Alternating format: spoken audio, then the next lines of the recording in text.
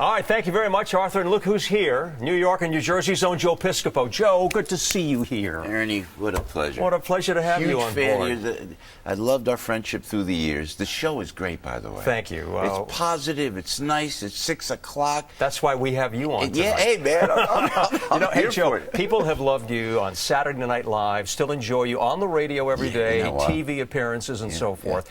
What have you learned over the years about the power of humor, as we were talking about? Yeah, don't take it too seriously, man. Don't take life too seriously. Okay. You can't. And I tell you, I've had more obstacles in my life.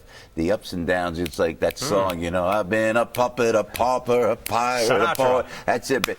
And you got to just laugh through it. Even with Ebola on the radio, if I may, on AM 970, The Answer. I got my guys. I got Frank Morano, Al Gattulo, Debbie Duhame. I got a great little team. Yeah, you do. And you got to be careful, because Ebola is a deadly disease, but so we don't joke really about that, but we joke about my fear of it because I'm a germaphobe. Okay, you know, so, you mentioned this. Yeah. So you laugh, but you laugh your way through it. There's a way to use humor. Yeah, you know man, that. Okay, you can use it well, Joe, and you can misuse it as well. You know, from bullying and other things that we don't really want to think about, but we have to deal with it. But you know what? Humor affects everybody, from children to the elderly. You've done a lot of charity work. You work with all the groups. Tell me about those experiences. It heals diseases. Clinically, it's been shown that, and you knew the guy, we chatted earlier, the guy that went and had cancer. Norman Cousins. Norman Cousins wrote about it. Sure. And to cure himself of cancer, he goes in and he bought like the Three Stooges. Yeah.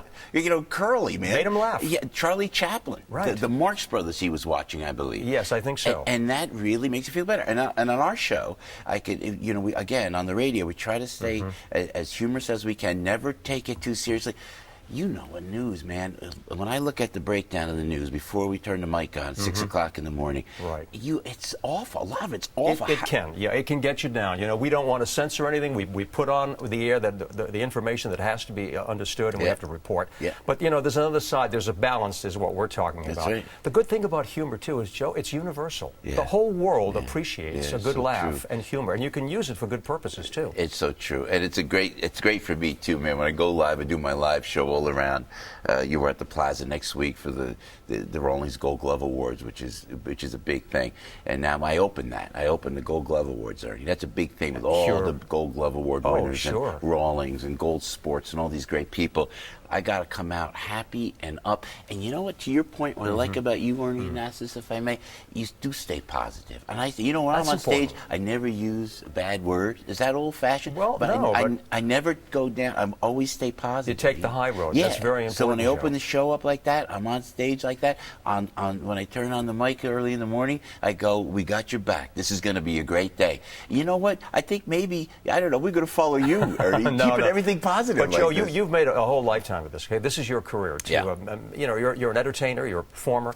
But I mean, think about the positive ways that you've been able to use humor, and that's so important because people need that, as you pointed out, especially during these times when things can get you a little down. Hey, man, I got to tell you, I had cancer in 1981. I had thyroid cancer.